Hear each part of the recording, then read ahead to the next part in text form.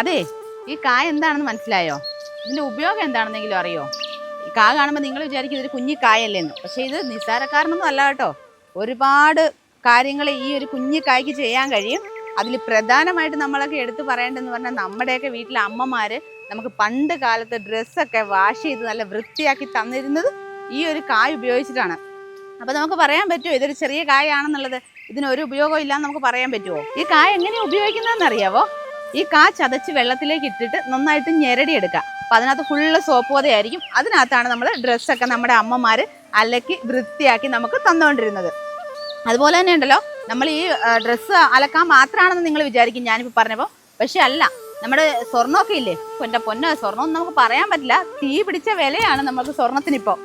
അപ്പോൾ സ്വർണം വെള്ളി ആഭരണങ്ങളൊക്കെ മിനുക്കിയെടുക്കാനായിട്ട്, ക്ലീൻ ചെയ്ത് മിനുക്കിയെടുക്കാനായിട്ടൊക്കെ നമ്മുടെ സ്വർണ്ണപ്പണിക്കാർ ഇത് ഉപയോഗിച്ച് വന്നിരുന്നു. എനിക്ക് തോന്നുന്നുണ്ടല്ലോ, ഒരു കാലഘട്ടം വരെ, ഒരു സമയം വരെ ഈ നമ്മുടെ സ്വർണ്ണപ്പണിക്കാരെല്ലാം വീടിൻ്റെ മുറ്റത്ത് ഈ ഒരു മരം ഉണ്ടായിരുന്നു. അതേപോലെ തന്നെ മിക്ക വീടുകളിലും ഉണ്ടായിരുന്നു. കാരണം വാഷ് ചെയ്യാനൊക്കെ ആയിട്ട് ഈ കായ ഉപയോഗിക്കുന്നത് കൊണ്ട് മിക്ക വീടുകളിലും തന്നെ ഉണ്ടായിരുന്നു.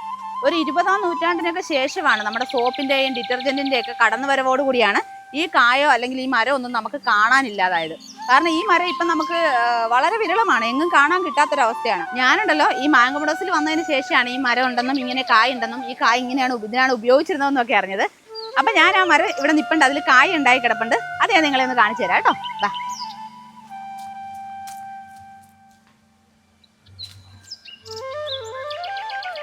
അപ്പോൾ ഞാൻ പറഞ്ഞില്ലേ, സോപ്പിൻ കായ മരം ഇതാണ് കേട്ടോ. സോപ്പിൻ കായ മരം പല പേരുകളിലാണ് അറിയപ്പെടുന്നത്. നമ്മൾ കോട്ടയത്ത് ഇവിടെയൊക്കെ സോപ്പിൻ കായ മരം എന്ന് പറയും.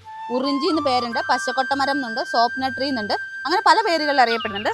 സാപ്പിൻഡസ് എമാർജിനേറ്റസ് എന്നാണ് ഇതിൻ്റെ ശാസ്ത്രീയ നാമം പറയുന്നത്.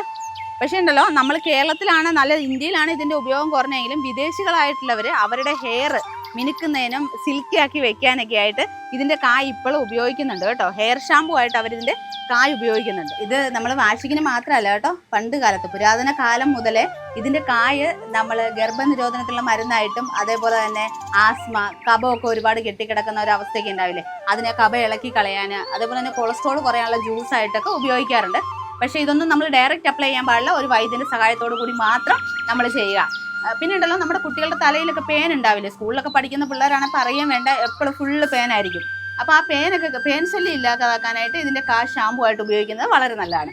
അതുപോലെ തന്നെയാണ് നമ്മൾ ബാക്ടീരിയൽ ഇൻഫെക്ഷൻ ഒക്കെ ഉണ്ടാവുമല്ലോ നമ്മുടെ തലയിൽ. അപ്പോൾ അങ്ങനെയുള്ള ഇതൊക്കെ വരികയാണെന്നുണ്ടെങ്കിൽ നമുക്കിത് ഇടയ്ക്കിടയ്ക്ക് അപ്ലൈ ചെയ്ത് കൊടുക്കുന്നത് നല്ലതാണ്. പിന്നെ ഉണ്ടല്ലോ, ഇതിൻ്റെ ഈ മാത്രമല്ല, ഇതിൻ്റെ തടിക്കും പണ്ട് കാലത്ത് ഉപയോഗങ്ങൾ ഒരുപാടുണ്ടായിരുന്നു.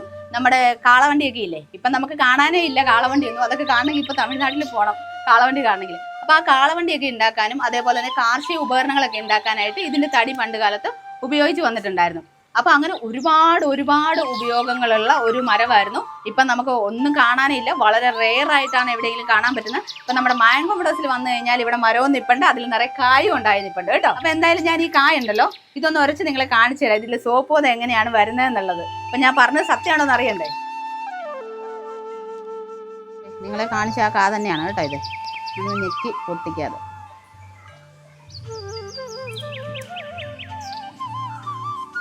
ഇത് കുറച്ച് കൂടുതൽ കായ എടുത്തു കഴിഞ്ഞാൽ കുറച്ച് കൂടുതൽ നന്നായിട്ട് പത വരും.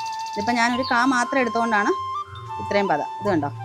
അതുപോലെ നമ്മുടെ ഇതൊക്കെ ഇങ്ങനെ ക്ലീൻ ചെയ്തെടുക്കാം, മോതിരമൊക്കെ. ഇതുണ്ടോ? ഇതാണ് ആ കായ, കണ്ട.